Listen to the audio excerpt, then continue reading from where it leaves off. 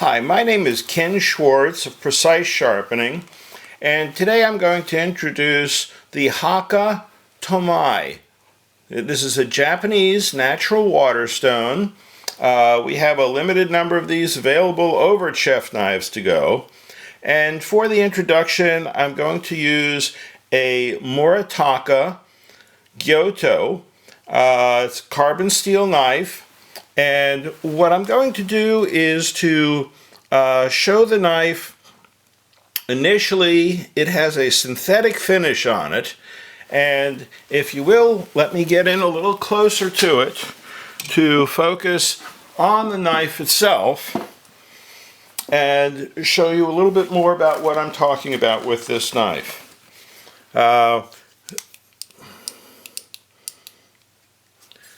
So let me move in a little closer, and if you look at not the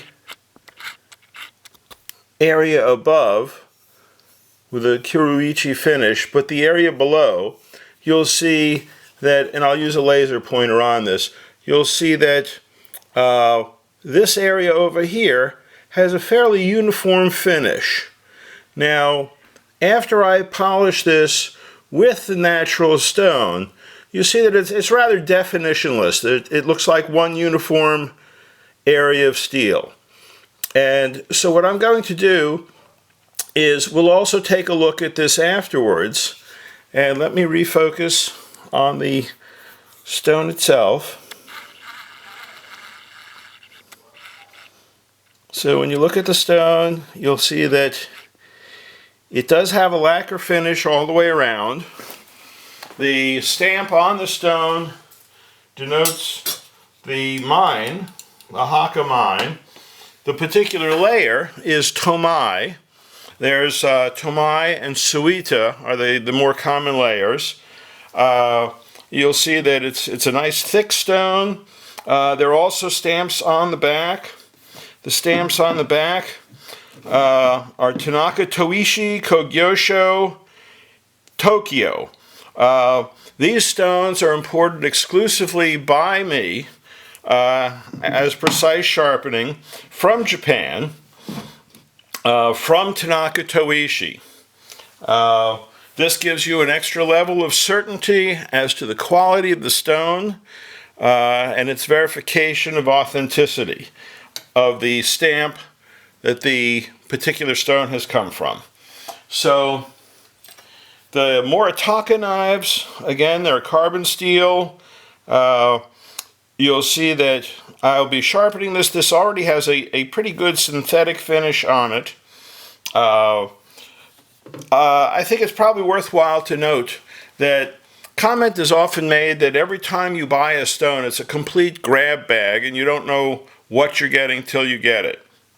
I've never used this particular stone, but I will tell you characteristics of the stone already because I know from the characteristics of this mine and this stone that is correctly labeled what this stone will be like. It is a muddy stone. It will produce a very fine mud, and it will act as a polishing stone. And it's somewhat unusual to get a polishing stone that's also a muddy stone. So this is particularly useful for knives like single bevel Japanese knives, for instance the yanagis or usubas. It allows for a certain variation in the stones, in the knife's surface, to allow you to sort of fill in with mud the slight irregularities of the surface. So it's very useful in that regard. It's also very useful for this type of knife, which is ground as a zero grind. In other words, there isn't a distinct bevel at the end, but the bevel is this surface just extended to the end on both sides. So let's get to it, and let's put a little water on the stone. Don't need a lot. I'm going to avoid this area simply because I don't want to erase the kanji at this point. So let's put a little water on, kind of take a look at it, and see what it looks like. Not extremely fast absorbing, somewhat slow. It will absorb. It's the nature of it. Now, sometimes, and it is not necessary for this stone, but you can use a small piece of Hakka Tomae, and a small piece of the same stone is called a tomo nagora, same nagora. So it's the same type of stone. And one rubs this on the stone to start building up a mud. We won't do it here. It's not absolutely necessary. These smaller pieces of Hakka stone, which can also be used as finger stones, are something else that we should be getting in as well. So let's get going. So first we're going to be building up a bit of mud, and we'll work the stone. Now what I'm doing is, if that was laying flat on there, I don't want to be doing that. I just want to be doing this front bevel. So I press on there, and that's the angle I'll be grinding at.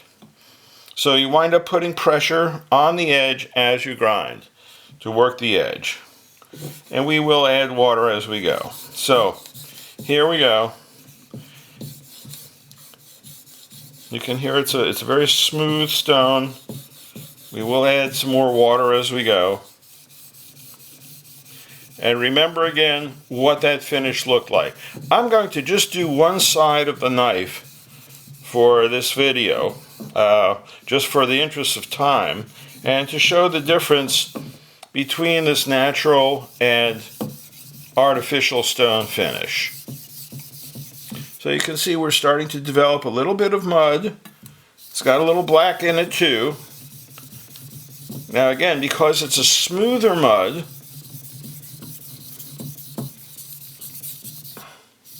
you see I maintain pressure on the knife as we go. I'll add a little more mud, a little more water.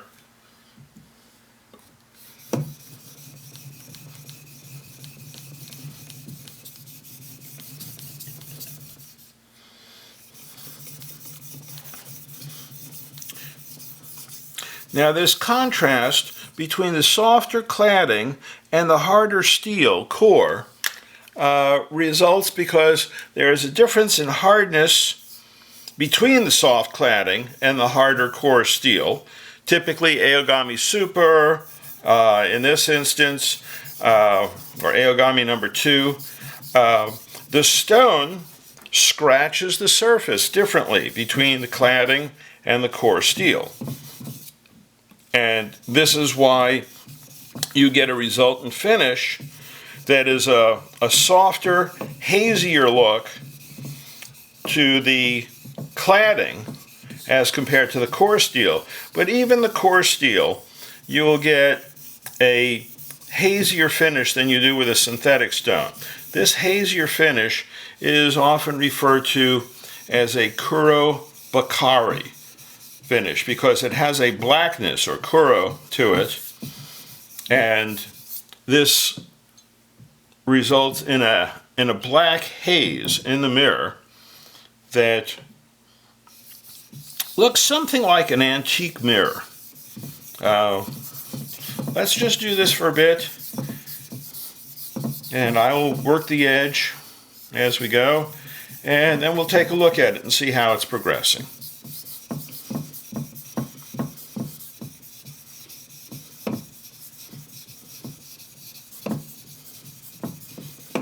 You'll see also, if you listen carefully, that as the mud thickens and builds up, that the stone becomes more silent.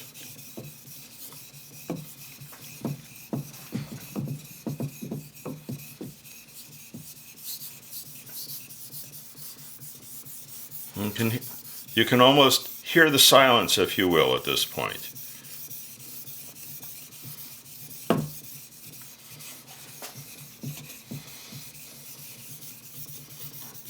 So it's a little early on, but let's see how we're doing here. I'm going to give it a little bit more.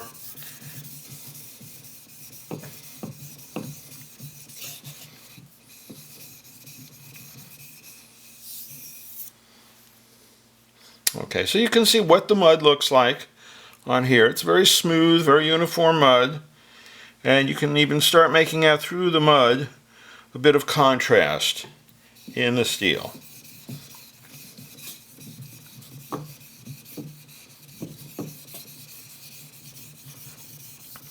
And one of the other things I do like about natural stones is that they have a very nice earthy sort of smell to them, unlike the synthetics.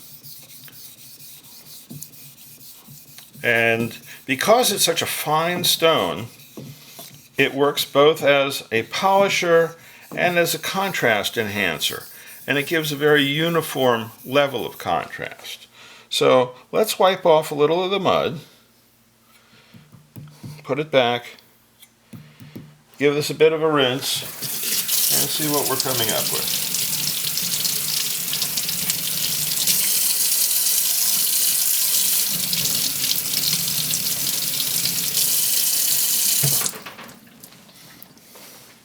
Okay, so what we can see now is that we are developing a contrast between, let me point this out a little more carefully, I hope this is in focus, between this area right here, from here to here, and this area right here, so that you see two different finishes between the two.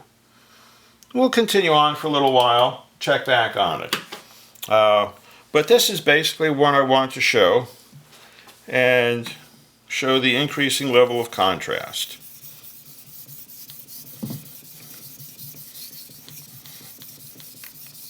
Now, because it is a zero grind, and because there is a slight bit of convexity to the surface of the zero grind, the extra thickness of the mud allows it to follow the curvature of the blade a little bit more easily and more uniformly.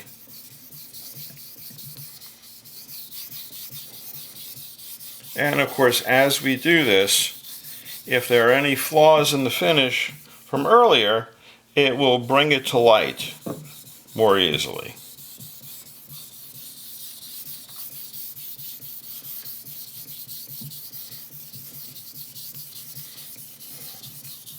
Natural stones also have a tendency to produce a bit less burr formation than synthetic stones as well.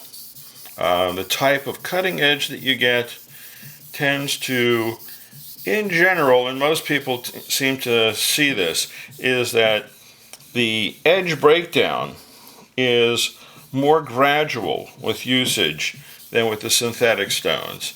And this in part is due to not having a very uniform grit structure compared to a synthetic stone, so that your scratch pattern is more of a blend, a little bit more, if you look at it under a scope, like a sandblasted sort of finish than a single uniform finish that looks like a bunch of scratches or rows of corn in a field. Here it looks more like a sandblasted sort of look.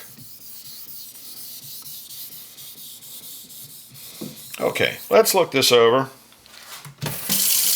And again, you can see what the mud looks like on this stone.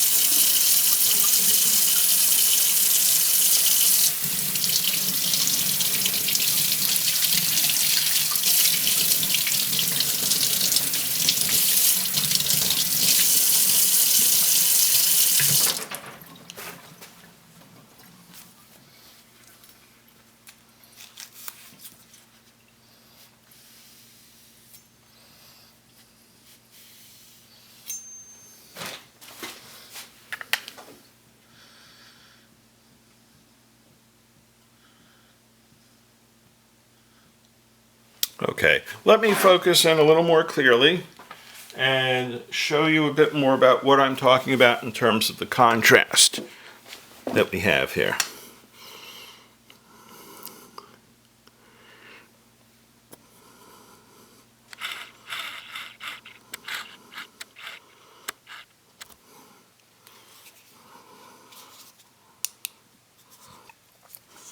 Okay. So if we look at this, what we see is that above this line right here, the area above it is the soft cladding, and the area below it is the core steel. So you can see it sort of differentially finishes the two surfaces.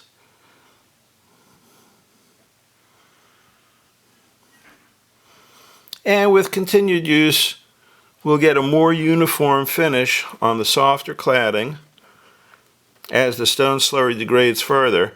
But I just wanted to show you this as something that actually quite quickly transforms the finish from a synthetic type finish to a natural stone finish. Thank you very much for your time. Again, the Hakka Tomae is available at Chef Knives to Go, and look forward to your comments and viewing the video. Thank you for your time.